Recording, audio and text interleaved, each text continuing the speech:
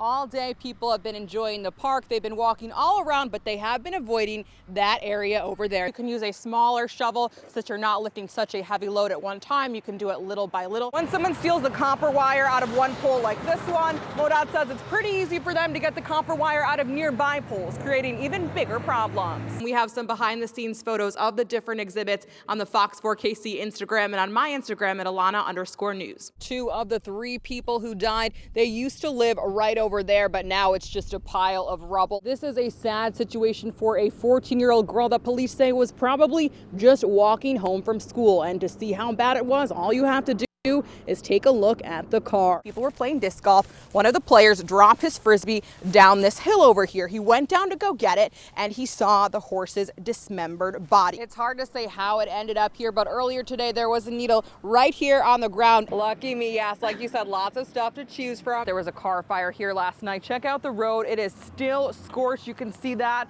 And then over here, the flames were so hot, the top of the trash can feet away melted. Check this out. This tree broke off at the base and fell over. No one can go inside the jail unless they pass through a metal detector first, but some attorneys who are women say that targets them because their bras have metal in them. Now those attorneys say they either have to remove their bras or sacrifice time with their clients. These are all contraband weapons made here in the jail. To reduce this contraband collection at the Jackson County Detention Center, the jail started a video visitation for inmates in February. And a couple weeks ago, the jail implemented new universal security screenings. If you can't pass through a metal detector, you can't go inside, no matter your title or rank. Just like at the airport, you have to take off your shoes. The new requirements were a challenge for attorney Lori Snell. She went to visit a client Friday and set up the metal detector, even after she took off her shoes, jewelry, and glasses. I said, literally, there's nothing else left on me except for bra. And he said, well, yeah, you can't go through unless you pass security. So Snell asked to be wanded, but was told that wasn't an option, and a sergeant told her there were no exceptions. Snell says she didn't have any other time to meet with her client before court and made the necessary choice. So I went in the bathroom, which is on the other side, took off my bra and went back and put it in the bin and walked through and passed. Snell put her bra back on in the elevator. She met with the same client again today and says once again she had to remove her underwire bra to pass the screening. Well, I think it's discriminatory because the men, all they have to do is take off their shoes and belt. They don't have to take off their undergarments. This morning, Jackson County Sheriff Darryl Forte tweeted that it's a misunderstanding and no one was asked to take off their underwire bras before they entered the jail. It is true. No one said take off your bra. They said you can't go through to see your client until you pass through security. And so it's a dilemma. Embedded in this is nail clippers. Director of the Jackson County Detention Center, Diana Turner, says she's proud of the security strides at the jail. And the problem for us is not knowing whether we're dealing with a piece of clothing that's setting it off or if we're dealing with a weapon. Today at the Jackson County Legislature, they talked about the new security rules. Legislator Jalen Anderson says he wants to protect the detention center and everyone else. I think we have a real opportunity here to fix something that might have been done in the best interest, but is going to hit women specifically in a way that it should not. And that's not how government should be. Some members of the Jackson County Legislature say they want to meet with Sheriff Forte and with the detention center's director to come up with a solution that works for everyone. The director of the detention center says they do not have any plans to change the new security measures, but they are open to having conversations, and they're also open to talking about different, stronger technology for security. Alana LaFlore, Fox 4 News. Casey Water says they don't know what caused it, but it's likely because the ground was so wet from all the rain we've had that the roadway just gave out. But look at this. This is important. We have Kansas City firefighters out here. They got here around 4 o'clock because, according to the chief, there is another gas leak, and they're out here trying to help Spire crews and keep them safe. As all these repairs happen, people who work nearby say they hope that they happen quickly because they can't work without water for much longer. It's a giant hole that made a giant mess. There's a broken water main down there.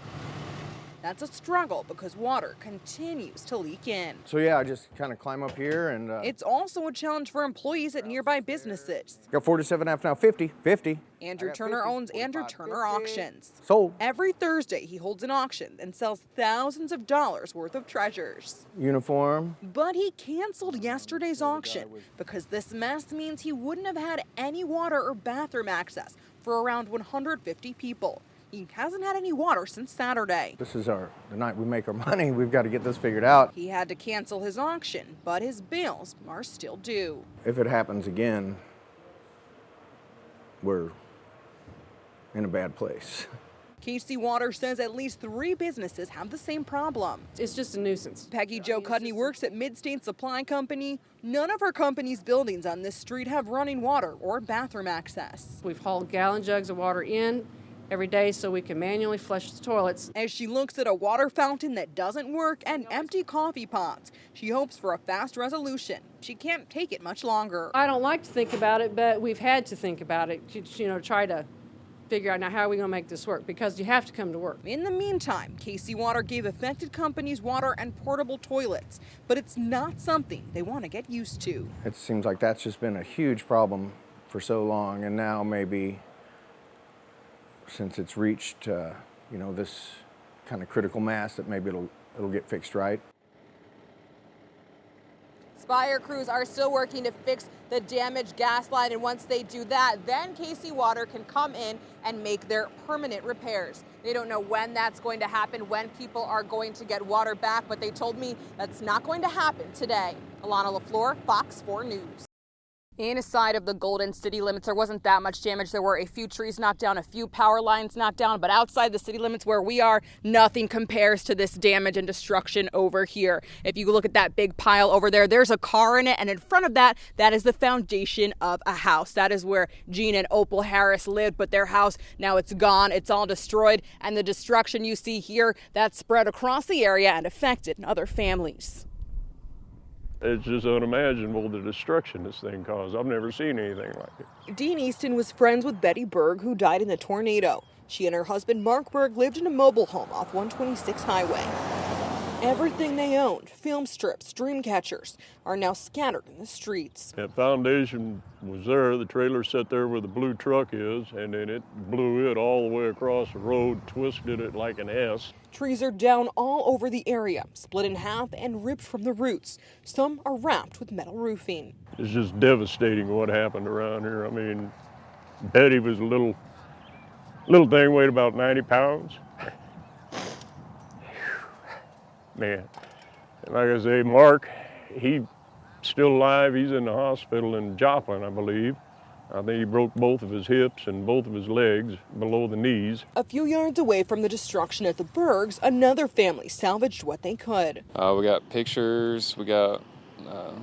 Luckily, we were able to find their wedding rings. William Weiser grew up in this house where his parents lived. My parents got it to exactly where they wanted it.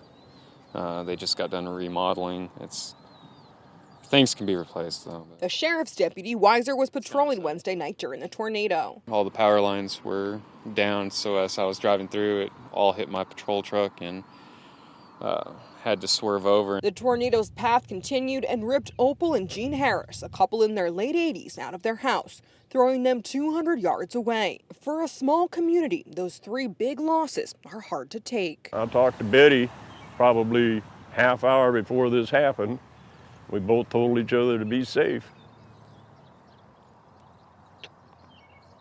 I wish they'd have come to town. The Missouri State Highway Patrol says about 4 buildings here were damaged in all, including a fertilizer plant. Its roof was thrown off last night, and they evacuated people within a 1-mile radius in case of dangerous chemicals, but that has all been cleared as of right now. This has been a very emotional day for the people who live here, but they all say that they are going to rally together and they're going to support each other, help clean up, and help everyone get through this. Alana LaFlore, Fox 4 News. I enjoy being with her more than anything in the world. Victoria Warden can't spend enough time with her daughter Liliana. Warden's drug use that started after a car wreck almost kept her from a life with her little girl. I was given prescription painkillers, and I was given a lot of painkillers. Warden says she was naive about the oxycodone's strength. What drawn me to it so much was that not only did I not feel pain, but all of a sudden I was really happy. Right? Like all this depression and all this stuff that I'd been going through, maybe some postpartum depression, I'm not sure, but that was gone instantly. As Warden's drug problem got worse, she got better at hiding it from her husband and 2 young daughters. I'm doing normal things, but I have this whole secret. A secret life that involved buying pills from friends, neighbors, and even the mothers of her children's friends. One day, I have a husband and kids in a home, and 2 months later, I have lots of warrants. I don't have my children. I don't have a husband. And if I don't use, I am really violently ill. Not long after, Warden started using heroin intravenously. She got pregnant again and was still using heroin. She didn't know how to stop. You already know that you're wrong. You know that this is not okay. You know you don't want to do this. You know you're pregnant with this baby and you're doing the worst of the worst thing you could do. When babies are born to mothers who use prescription or illegal opioids during pregnancy, they're at risk for NAS, or neonatal abstinence syndrome. It's withdrawal from the drugs. The CDC says nationally, the number of babies born with NAS increased 5-fold from 2004 to 2014. There's a baby born with NAS every 15 minutes. Not all babies who are exposed to those drugs actually experience withdrawal. It's really hard to predict. Dr. Jody Jackson is the medical director of Shawnee Mission Medical Center's NICU and a neonatologist at Children's Mercy's Department of Pediatrics. She cares for babies with NAS. She says symptoms of NAS include shaking, problems eating and sleeping, and excessive, inconsolable irritability. We can do what we call comfort cares, which is things to just make them more comfortable, swallowing them more tightly, feeding them more frequently. Sometimes care for a child exposed to drugs means children will go into the foster care system. Took in 3 infants. Stacy Mays, who lives in Blue Springs, adopted those babies, 2 of whom were born exposed to drugs. One of them was on a medication that I had to pick up at Children's Mercy every week because he would projectile vomit. Mays relied on a support system of pediatricians and social workers from Foster Adopt Connect. What there is a correlation between those opioid-related deaths and the number of children coming into foster care. Foster Adopt Connect's president Lori Ross says that's a big deal for an already overtaxed, overburdened foster care system. Warden's daughter never left her custody. I will let her know that Mommy went through some really tough times and I overcame it with the help of some really cool people, and that's why she's got such a good life. The quality of life they have now started at the bottom. Police arrested Warden while she was pregnant, and she went to the hospital for a pregnancy-related condition, and it was her first time getting proper treatment. A social worker told her there was help available. She was just like, you don't have to live this way. You don't have to be like this. You can get your kids back. You're not, it's not over. She started treatment, and on March 6, 2017, a few days after she finished treatment, she gave birth to Liliana. She was born on time, and she was perfect. She was really pretty. And I was on methadone, right, from that last couple of months. So they had to give her a little bit of morphine for a couple of weeks. Warden and her 3 daughters live together at Amethyst Place, a group that supports women in recovery and their families. She has a job, she's in school for social work, goes to Narcotics Anonymous meetings, and doesn't have any legal trouble. Above all, she now has 2.5 years of sobriety under her belt. I mean, I've been in situations where I had more money, and I've been in situations where I had more stuff. But I'm pretty taken care of. There's nothing that I can't do, when I'm clean.